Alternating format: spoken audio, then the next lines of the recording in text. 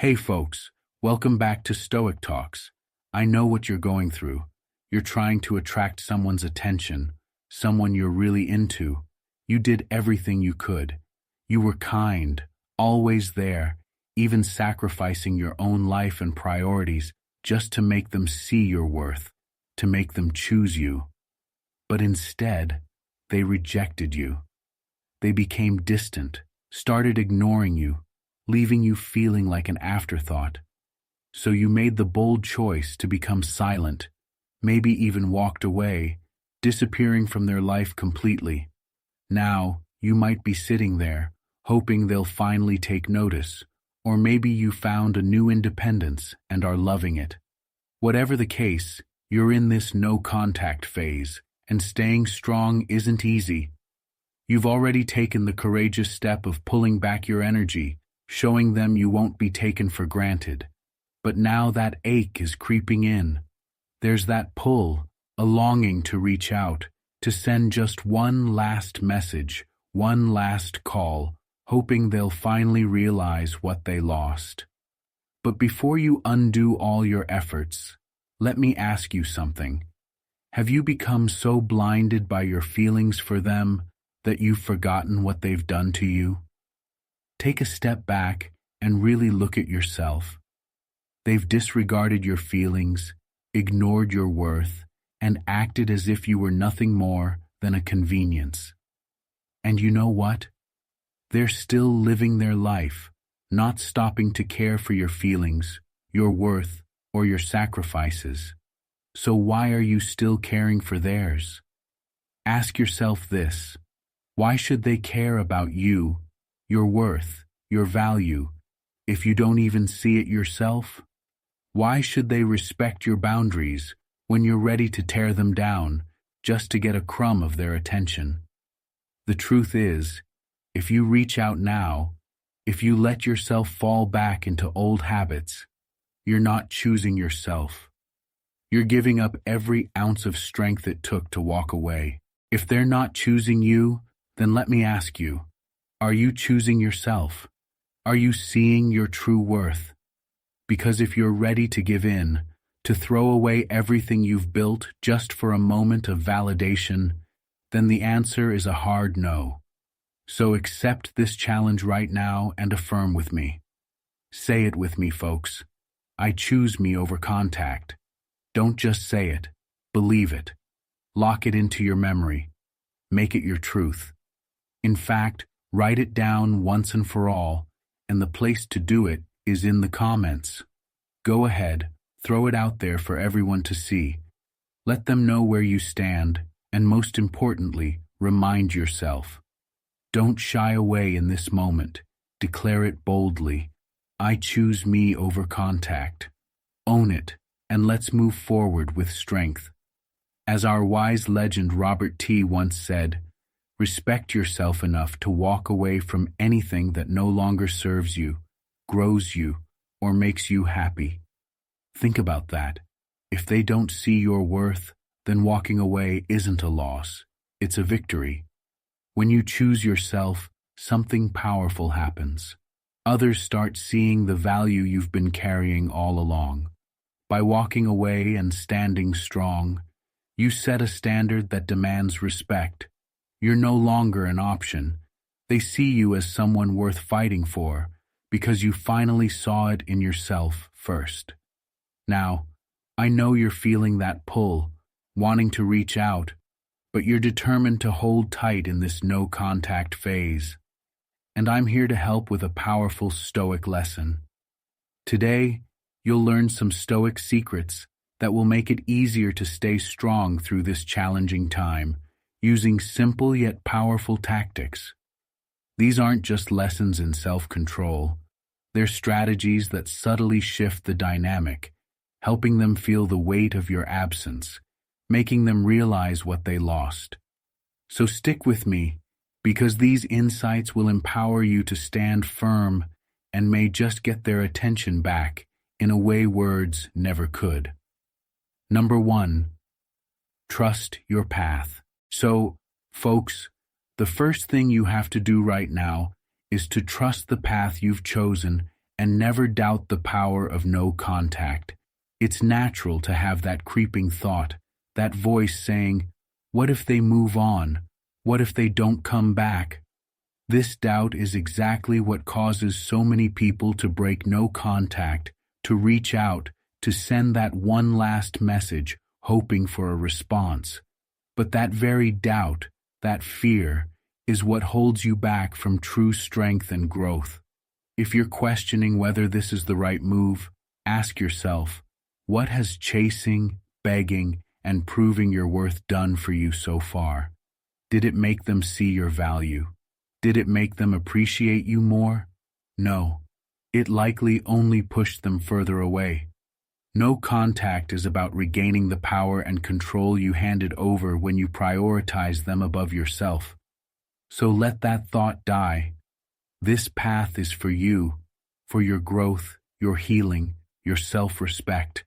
Remember, if they can't see your worth now, when you're giving them space, will reaching out really make them realize it? Often, when we're constantly present, we become background noise in their life. No contact allows them to experience the silence and the void where your energy once was. They start to feel your absence, to notice that something crucial is missing. Your silence forces them to see what they've lost, to face the consequences of their actions, and ultimately, to recognize your value on their own. I know you love them, and staying away feels like a battle in itself. It's hard, I get it. But staying strong in no contact means you're choosing yourself. You're giving them the space to truly understand your worth. And more importantly, you're creating space for yourself to grow, to find strength you didn't know you had. When you hold firm, you're showing them that you're not someone who needs to chase anyone's approval or validation. You are whole and valuable on your own, and that confidence is magnetic. So here's a mantra for you, an affirmation to keep you grounded. I trust my path.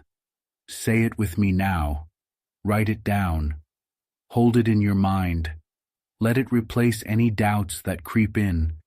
And if you're ready to commit to this, to trust in your own strength and resilience, then write it in the comments. I trust my path. You're not just holding on through no contact. You're taking back control. 2. Practice the mirror challenge. So folks, that next technique I was talking about is called the mirror challenge, and trust me, it's going to make all the difference. Right now, you might be wondering, what exactly does looking in a mirror have to do with staying strong during no contact? Well, more than you might think. See, the mirror challenge isn't just about self-reflection. It's about seeing yourself the way you deserve to be seen. It's about facing your own worth and breaking free from the need for validation from anyone else, especially the person you're trying to attract. Let's start with a simple truth. The only person you're responsible for is the one staring back at you. As Marcus Aurelius once said, you have power over your mind, not outside events. Realize this, and you will find strength. The mirror challenge is about building that strength day by day until you see yourself as the powerful, valuable person you are. Each day, stand in front of a mirror. Look yourself in the eye and ask, am I giving myself the respect I deserve? This isn't just a quick glance. It's about taking a moment to see you. Notice the lines of determination on your face, the strength in your eyes. Speak to yourself with the respect and kindness you might give a dear friend. Acknowledge the challenges you're facing and tell yourself, I am enough on my own. Imagine this.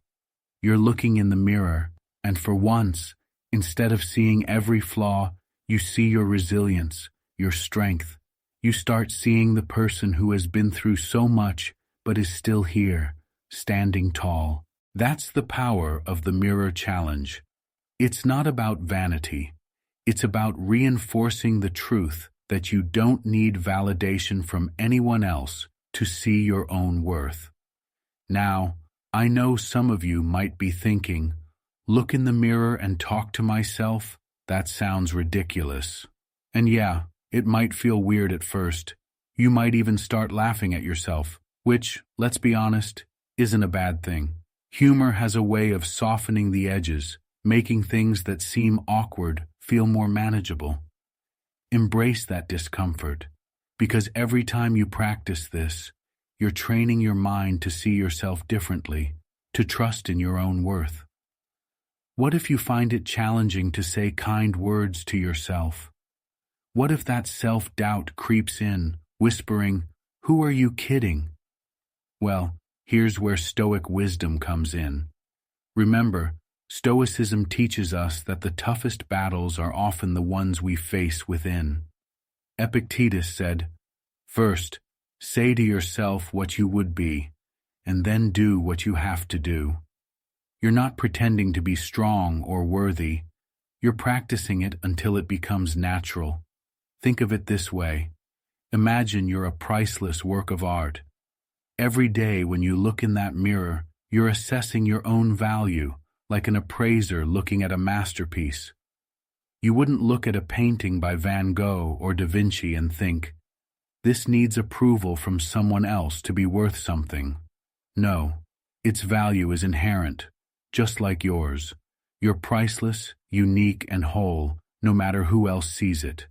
The mirror challenge is about realizing that worth is not defined by anyone else. During no contact, it's easy to feel that pull, that need for someone else to validate you. The mirror challenge flips that script. By practicing this daily self-affirmation, you're telling yourself that you don't need anyone's attention to feel valuable. Your worth doesn't diminish because someone else doesn't recognize it. In fact, as you start seeing yourself differently, others will naturally start to see you differently too. People are drawn to those who respect themselves. The moment you stop seeking validation and start radiating self-worth, the world notices. And yes, even the person you're not contacting right now will feel that shift. They'll start to wonder why you're so steady, so grounded, and they'll feel the impact of your silence even more deeply. Here's an affirmation for you to use each day as you look into that mirror. I am my own source of strength. Say it out loud, even if it feels strange at first. Own it. Write it down if you need to. And if you're ready to commit to this, go ahead and write it in the comments. I am my own source of strength. It's more than just a phrase. It's a declaration of independence from needing validation. The mirror challenge isn't a one-time thing. It's a daily practice, a discipline that builds inner strength over time. Some days it might feel effortless. Other days, you might struggle to see your worth. But each day you practice, you're reminding yourself of the powerful truth that your value isn't up for debate. You're not doing this for anyone else. You're doing it for you. And the results? They'll speak for themselves. Stick with me, because to truly master this no-contact phase, you have to make sure you're applying the whole package, all 8 steps that will transform your approach and bring you the strength you need. If you think you can skip any of these, keep in mind that each one builds on the others, creating a foundation of resilience and self-worth that's hard to shake. And while this mirror challenge alone will bring you clarity and confidence, it's just the beginning. Together, these steps are designed to help you reclaim your power fully and stand strong like never before. Number 3. Live with purpose, not validation. Now, let's get into one of the most powerful steps in this journey. Learning to live with purpose, not for validation. When you're in a no-contact phase, it's easy to slip into the habit of wondering if they're watching, if they're noticing your absence, if they're missing you. But here's the hard truth. When you start living for validation, you hand over control of your happiness and worth to someone else. The moment you break free of that need, you reclaim all of your power. Living with purpose will do two magical things for you. First, it will make you thrive in the no-contact phase, giving you the inner strength and direction to stay grounded. Second, it will show them your true worth, making them realize what they've lost, and often making them come crawling back. Just look at how powerful it is. When you live with purpose, you're radiating confidence and strength that others can't ignore. You're no longer the one waiting, you're the one choosing your path. Living with purpose means focusing on what drives you from within, not on what others think. It's about building a life so full of meaning and direction that you no longer seek approval or attention from anyone else. As Epictetus wisely said, if you want to improve, be content to be thought foolish and stupid. What he meant is this: live for yourself, not for the opinions of others, because true growth and purpose aren't always visible to the outside world. They happen internally. Imagine this: you're at the gym, not to impress anyone, but because you have a personal goal to get stronger, healthier, or more disciplined. The satisfaction you feel after a workout is yours alone. It's driven by your purpose. You're not doing it for anyone's approval. It's a personal commitment to yourself, and that's what makes it powerful. Living with purpose creates an inner strength that doesn't waver when people leave, when they don't text back, or when they don't notice what you're doing. In contrast, living for validation is like building a house on quicksand. The minute someone's approval slips away, your sense of worth collapses. It's exhausting, draining, and ultimately leaves you feeling empty. When you focus on living with purpose, you free yourself from that cycle and find a source of fulfillment that no one else can take away. You might be thinking, but I still care what they think of me, and that's completely normal. But this is where Stoic wisdom comes in. The Stoics believed in the power of detachment, not to become cold or indifferent, but to release the grip that external validation has on us. Living with purpose means your self-worth isn't tied to anyone's perception of you. It's rooted in your own beliefs, values, and goals. So, how do you start living with purpose? Begin by identifying what truly matters to you. Is it personal growth, health, creativity, relationships that genuinely uplift you? Make a list of the things that give you a sense of purpose and joy, independent of anyone else's opinion. Every day, dedicate time to one of these areas, even in a small way. Over time, you'll notice that as your purpose grows stronger, the need for validation weakens. Living with purpose also makes you more attractive. Yes, even to the person you're not contacting right now. People are drawn to those who are grounded in something deeper, who aren't swayed by every opinion or rejection. When you have purpose, you radiate confidence and resilience. Instead of wondering if they're noticing you, you'll be too focused on your own growth to even care. Ironically, that's often when they start noticing the shift in you. Now, what if you find yourself still craving validation? What if you're checking your phone, hoping they'll reach out? This is where discipline comes in. Remind yourself that every moment spent seeking approval is a moment you could spend building something real. Replace the habit of seeking validation with the habit of investing in your purpose. When that pull for validation hits, use it as a reminder to take action toward your goals instead. As Marcus Aurelius said, waste no more time arguing about what a good person should be one. Instead of looking outward, wondering if others see your worth, prove it to yourself by living with integrity, purpose, and intention. You'll find that this sense of direction not only brings peace, but also makes you resilient to the highs and lows of others' opinions. Here's an affirmation for you. I live with purpose, not for approval. Say it, write it, own it, and if you're ready to commit to this, drop it in the comments. I live with purpose, not for approval. Let this be the mantra that guides you through this phase and beyond. Living with purpose isn't just a step in no contact, it's a way to reclaim your life. When you live this way, you're not waiting for someone to notice you, choose you, or validate you. You're too busy creating a life that aligns with your values and goals. You're building a foundation that no one can take away from you, no matter who enters or exits your life. Number 4. Accept reality as it is all right, folks. This next step is going to hit hard, but it's crucial. Accept reality as it is. In no contact, it's easy to let our minds wander, to imagine scenarios where they're missing us, regretting their choices, or just one message away from reaching out. But here's the tough truth. You have to face reality, not the version of it you wish for.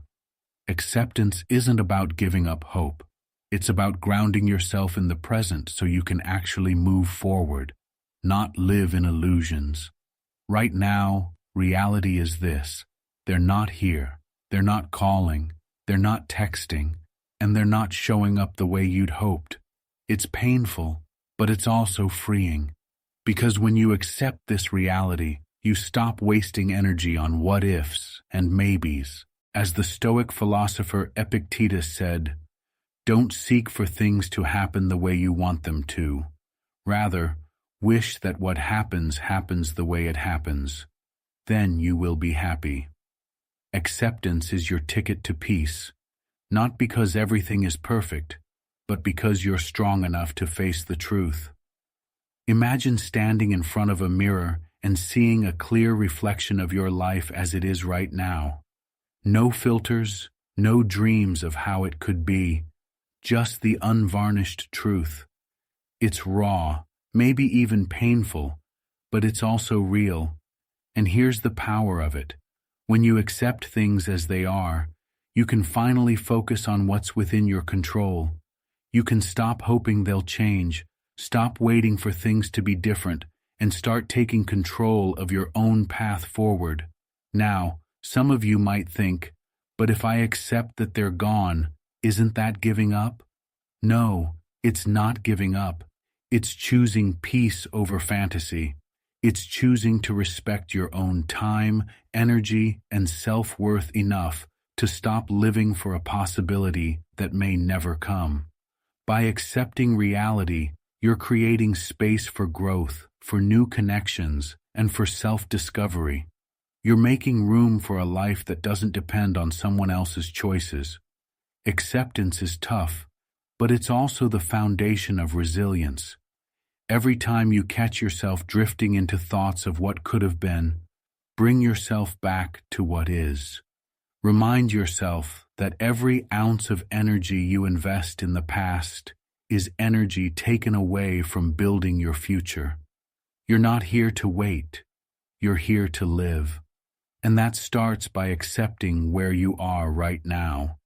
If you're finding it difficult, remember, facing the truth is the bravest thing you can do. Running from reality only keeps you stuck, reliving the same story over and over. But the moment you embrace the truth, no matter how painful, you free yourself from the cycle of false hope. You're finally able to see things clearly, to make choices that serve you, not some fantasy version of what might happen. As Marcus Aurelius wisely said, "You have power over your mind, not outside events. Realize this, and you will find strength." This is about owning your life, standing firm in the present, and trusting that your strength lies not in waiting, but in facing whatever comes your way head on. So here's an affirmation for this stage. I accept reality and find strength in the truth. Say it. Own it. Let it remind you that you don't need to live in fantasies or dwell in the past to find peace. And if you're ready to commit, drop it in the comments. I accept reality and find strength in the truth. Because when you accept reality, you take back control of your life. You stop living on someone else's terms and start building a future that's rooted in strength, resilience, and truth. Stay with me and kill those thoughts of clicking away. Don't make that mistake. You have to stay because every step here is crucial. Every insight builds on the last. This acceptance is just the beginning.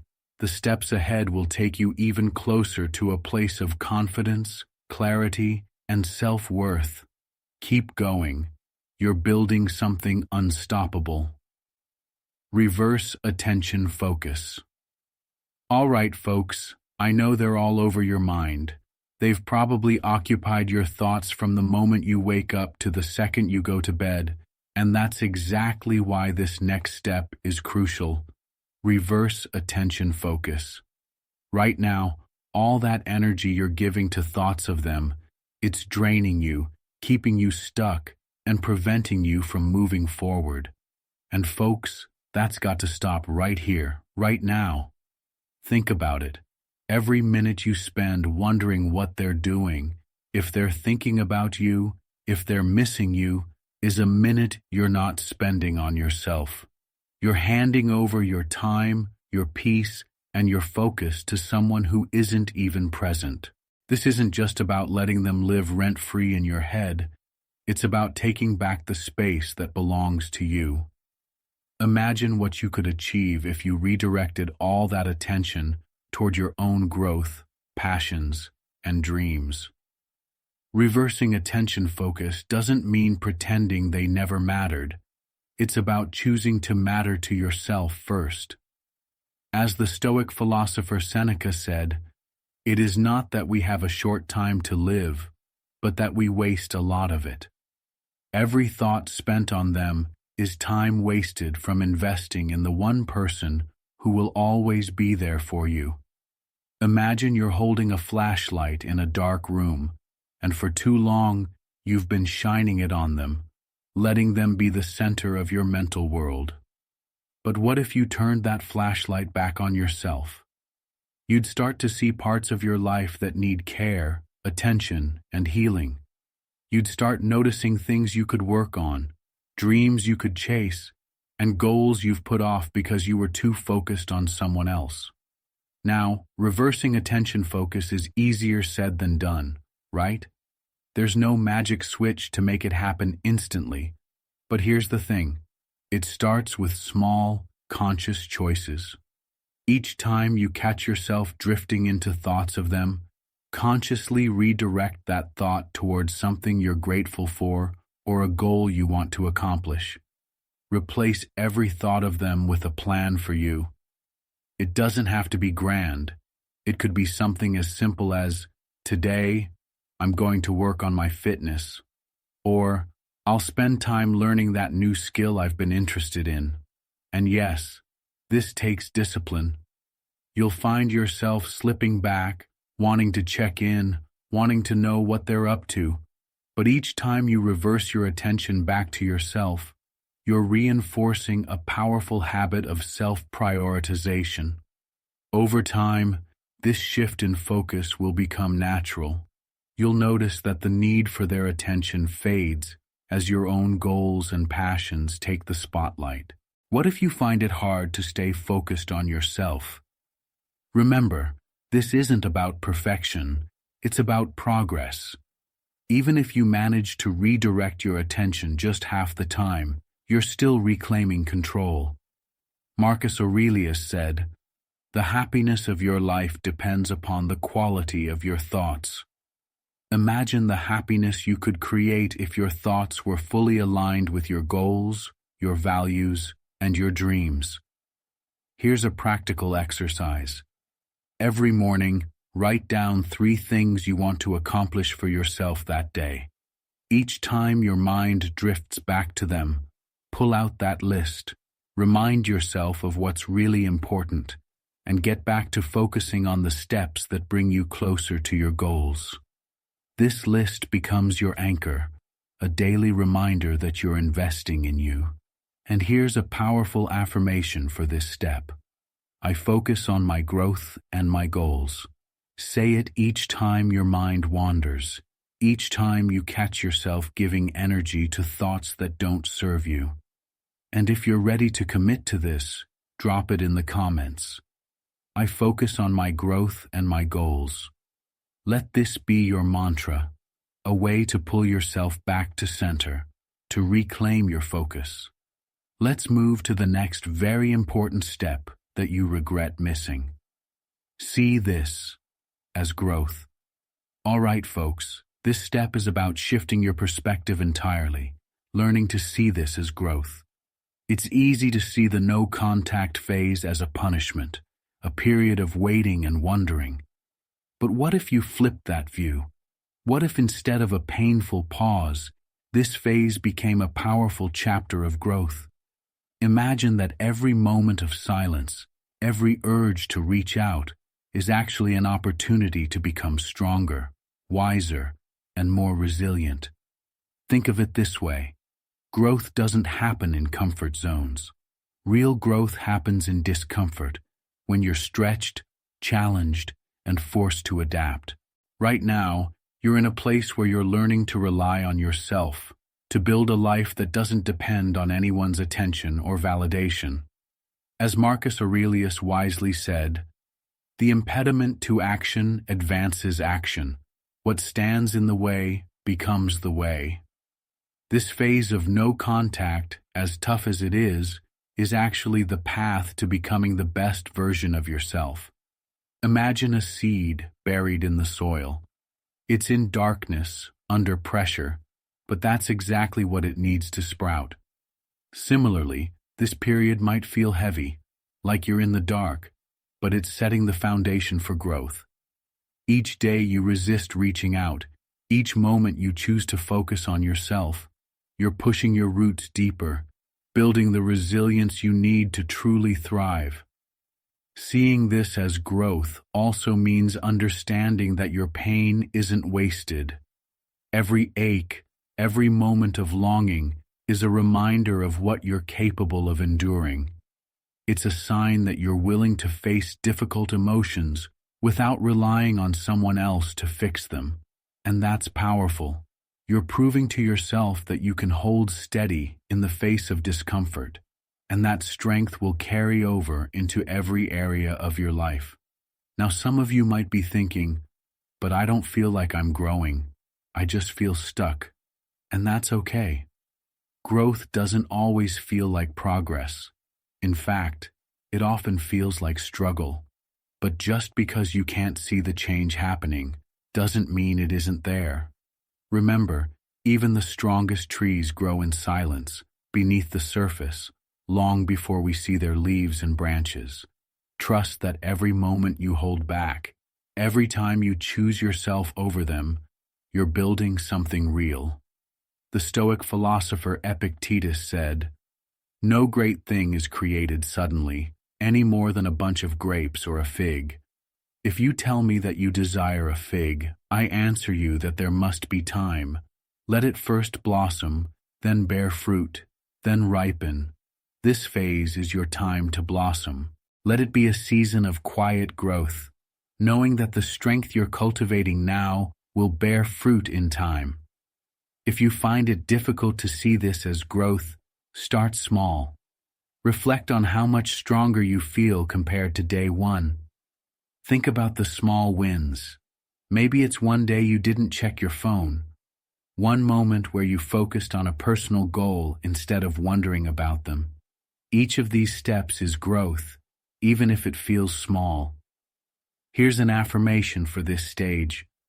I grow stronger with every step. Say it, write it, believe it. And if you're ready to commit to this growth, go ahead and drop it in the comments. I grow stronger with every step. Let this remind you that this journey isn't about getting them back. It's about getting yourself back. Seeing this phase as growth shifts your focus from waiting to creating, from longing to building. You're not here to pause your life. You're here to transform it. Stick with me because each step forward builds on the last, leading you closer to a place of strength, peace, and purpose. The journey is far from over, and you're becoming stronger with every choice you make. Focus on what you can control. All right, folks, this step is a game changer. Focus on what you can control. We all know that the only thing we truly have control over is ourselves. You can't control how they feel, when or if they'll reach out, or how they're spending their time right now, but you can control your actions, your mindset, and your growth. And believe me, that's where your true power lies. When you start focusing only on what you can control, you stop wasting energy on things that are out of your hands. This is liberating because it shifts your perspective from dependency to empowerment. You're no longer waiting for someone else to validate your worth. Instead, you're actively building it from within. Imagine what it would feel like to redirect every ounce of energy you'd spent on them back into yourself. You're now pouring that energy into goals, passions, and personal development that bring you true fulfillment. Think about it. The person who lives without needing anyone's approval, who is grounded and focused on their own growth, becomes unstoppable. As Marcus Aurelius said, you have power over your mind, not outside events. Realize this, and you will find strength. The more you focus on cultivating your own strength, the less you'll be affected by things you can't control. You're creating a life where your happiness isn't tied to anyone else's actions or decisions. And here's the best part. When you invest in yourself and fully embrace this focus, something magical happens. People are drawn to those who don't rely on anyone else for their happiness. They're drawn to those who radiate creativity, purpose, and inner strength. And yes, this shift often makes them realize your worth, makes them curious, and sometimes even makes them come crawling back. Because who's more attractive? The person who's grounded, resilient, and confident, or the person who's waiting, hoping, and needing? This isn't about playing games. It's about genuinely becoming the strongest, most self-sufficient version of yourself. Every time you catch yourself thinking about them or worrying about their actions, bring your focus back to you. Set goals, take up new interests, improve yourself in ways that you can see and feel. Control your actions, control your growth, and let the rest unfold naturally. Here's an affirmation for you to hold on to. I focus on my power, not their actions. Say it to yourself whenever you feel your mind drifting to things you can't control. Write it down, drop it in the comments if you're ready to commit. I focus on my power, not their actions.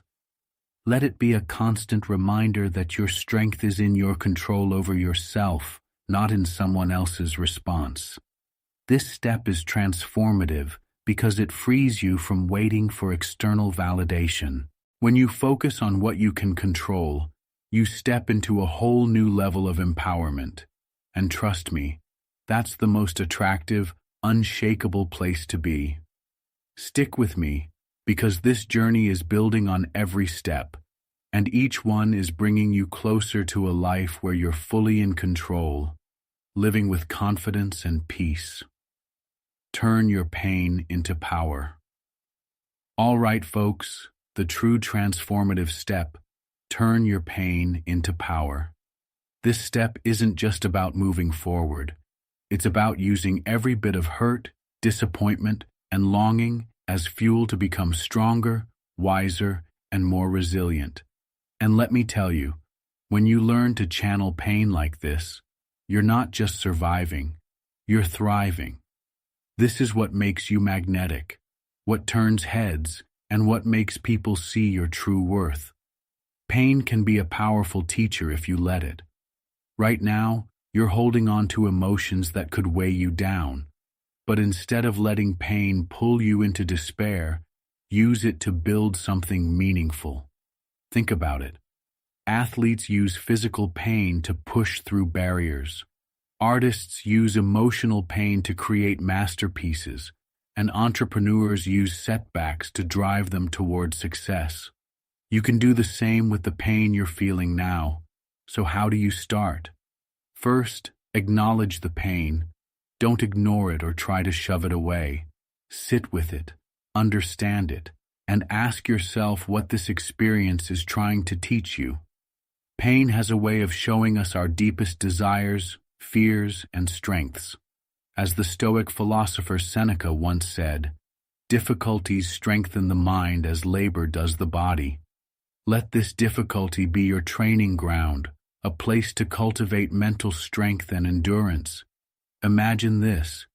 Every time you feel that pang of longing, that urge to reach out, that reminder of what you've lost, use it as a signal to take action for yourself. Start a workout routine, take up a new hobby, dive into something you've always wanted to try. You're not running from the pain. You're redirecting it into something constructive, something that builds you up rather than tears you down. Each step you take toward growth is a step toward turning that pain into a source of inner power. Now, let's be real. This isn't an instant fix. Some days will be harder than others, and that's okay. But remember, transformation isn't about perfection. It's about progress. Every small choice to turn pain into power is a victory. It's about choosing to rise, even on the tough days, even when the longing feels overwhelming. Here's a powerful affirmation for this stage. I turn my pain into power. Say it every time you feel that ache. Write it down, hold on to it, and drop it in the comments if you're ready to commit to transforming your pain into strength. I turn my pain into power. Each time you redirect your pain into action, you're moving closer to the person you're meant to become. This process isn't about forgetting the past. It's about using it to create a better future. And let me tell you, when you learn to harness that energy, you'll be unstoppable. Build a new future for yourself. The final step is about setting your sights forward. You've been through the fire, you've reclaimed your power, and now it's time to build the future you've always dreamed of.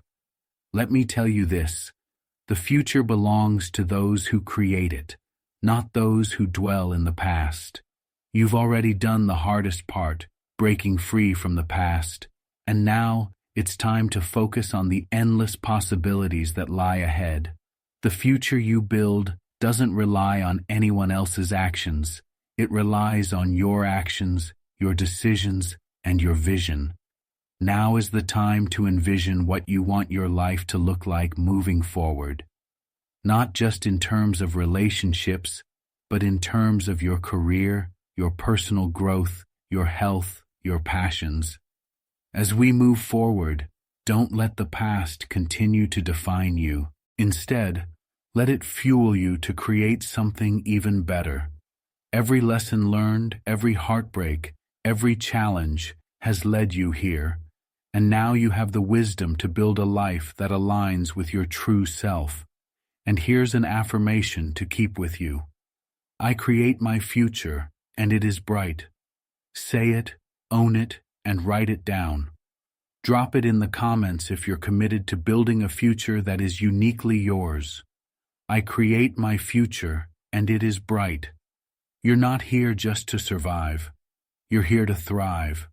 You're here to live a life full of purpose, strength, and limitless potential. Now go, build that future with everything you've got.